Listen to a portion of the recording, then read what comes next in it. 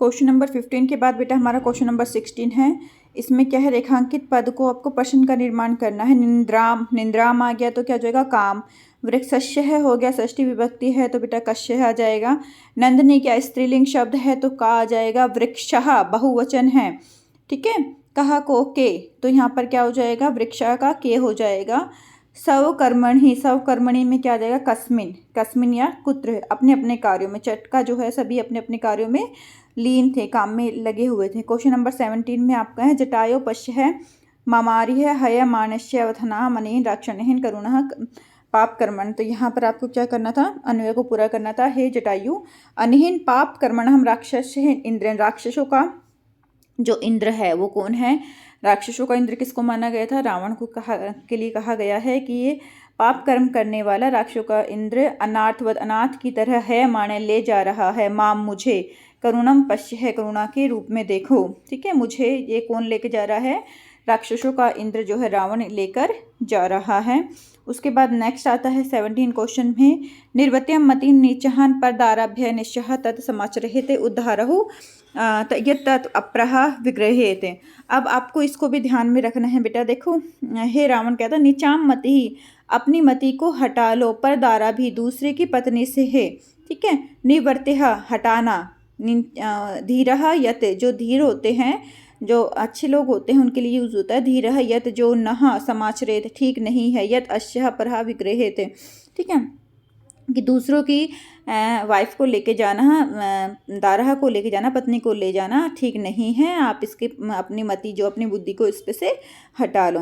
उसके बाद दूसरा है आपका बेटा, इसमें ही नेक्स्ट है, श्लोक का भाव पढ़कर आपको आंसर देना है। तो अगर इस तरह से आ जाए तो बेटा सेकंड वाले क्वेश्चन को ज़्यादा प्रेफरेंस दिया करो, क्योंकि उसमें 6 में फिलअप करना होता है और यहाँ पर किसमें ओनली 3 ही फिलअप्स करने होते हैं। वो भी हाफ हाफ नंबर करके 3 ही नंबर के होते हैं और ये भी 1 1 करके 3 नंबर के होते हैं। तो आप ये वाला क्वेश्चन करा करो बेटा।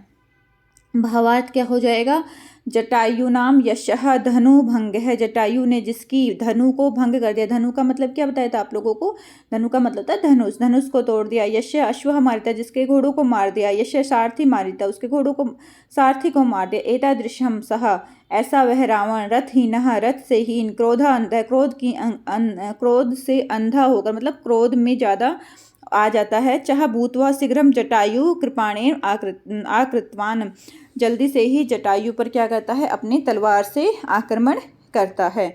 और उसके बाद नेक्स्ट क्वेश्चन है बेटा, ये भी आपका जटायु वाले चैप्टर से ही लिया गया, जटायु शौर्यम से, उसको आपको सीक्वेंस में लगाना था। तो इसलिए आप लोगों को बार बार बोला जाता है कि चैप्टर ध्यान से सुना करो।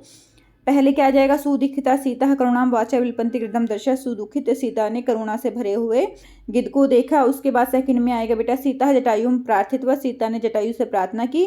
यत रावणेन हय मानम माँ कुरुण पश्य है, कि रावण मुझे ले जा रहा है, कृपया मुझे देखो, ठीक है। उसके बाद थर्ड में था आपका, वह सोता हुआ जटायु ने जब सब सुने तो यह रावणम निरीक्षम विदेही दर्शन, रावण को देखकर विदेही को देखा। यहाँ पर विदेही को ना सीता, सीता को देखा। फोर्थ में क्या आ जाता है बेटा, हे राक्षस राज, दूसरों की बुद्धि से पर दारा भी निश्चहत नीचा मति निवर्तिम, की दूसरों की पत्नी से अपनी निष्ठ बुद्धि को हटा लीजिए। उसके बाद फिफ्थ में आएगा बच्चा आपका, अहम वृद्धो अपि, मैं बूढ़ा हूँ, मैं जीवितम, मेरे जीते रहते हुए, विदेहीम आदाय कुशलीम न गमिष्यति, ही तुम विदेही को ले जा आसानी से नहीं ले जा पाओगे। विदेही मतलब सीता, सीता को आसानी से नहीं ले जा पाओगे। सिक्स्थ में क्या आ जाएगा, जटायु ने अपने तीक्ष्ण नखूनों से किसको पर, रावण की गात्र, गात्र का मतलब शरीर पर बहुत सारे घाव कर दिए, वर्णान चकार घाव कर दिए।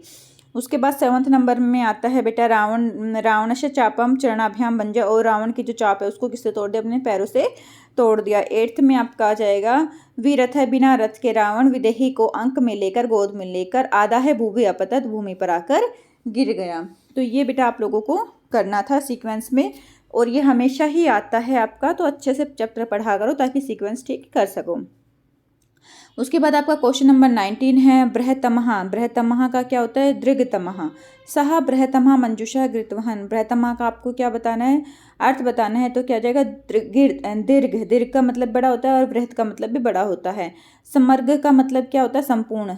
उत्सव के दिन सारा का सारा दूध उन्होंने निकाल लूँगा, ऐसा सोचा था ना कि मैं क्या करूँगा, उत्सव वाले दिन ही सारा का सारा जो नंदिनी गाय है उसका दूध निकाल लूँगा, तो संपूर्णम आ जाएगा। तुष्यन्ति, तुष्यन्ति का मतलब क्या था, खुश होना। सर्वे तुष्यन्ति जंतुः, सभी खुश होते हैं जंतु, तो तोषम अनुभवन्ति।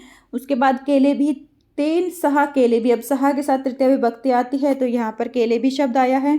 ठीक है, केले भी का मतलब होता है क्रीड़ा भी, क्या हो जाएगा, क्रीड़ा भी। कालम क्षेप्तुम कोऽपि न आसीत्, की अपना समय कोई भी बर्बाद करना, खेलने के लिए मेरे साथ कोई भी नहीं आता था। ठीक है, तेन सह उसके साथ, क्रीड़ा भी खेलने के लिए, कालम क्षेप्तुम और समय बर्बाद करने के लिए, कोऽपि न आसीत् कोई नहीं आया था। उसके बाद आपका पास 19 का ही है बेटा, आपको मिलान करना है। शक्रः का मतलब होता है इंद्र, गृहीतः का मतलब होता है निंदित, निरन्तः संलग्नः, क्षिप्रम द्रुतम। तो इतना इजी पेपर था बेटा ये आपका। तो जिन बच्चों ने अच्छे से किया उनके लिए बहुत बहुत बधाइयाँ। बहुत ही, काफ़ी बच्चों ने बहुत ही अच्छा किया है, लेकिन कुछ बच्चों ने बहुत ही डिसअपॉइंट किया है।